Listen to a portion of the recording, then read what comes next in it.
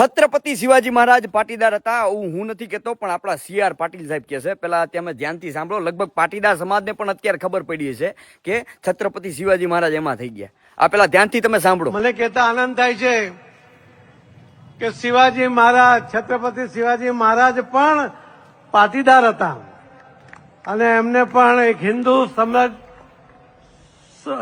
સ્વરાજ્યની સ્થાપના કરવા માટેનો પૂરતો પ્રયત્ન સફળતાપૂર્વક કર્યો હતો. જે શિવાજી મહારાજે આખા હિન્દ સ્વરાજને, આખા હિન્દુઓને એક કરવા માટે થઈને નાતી જાતિના વાડા છોડીને સાહેબ જેને સ્વરાજ ઉભું કર્યું, આજે એને નાતી જાતિના વાડામાં વેચવામાં આવે છે. તમારા રાજનૈતિક ફાયદા માટે થઈને તમે ગમે ઇતિહાસ સાથે ચેડા કરી નાખો, શું આ યોગ્ય છે?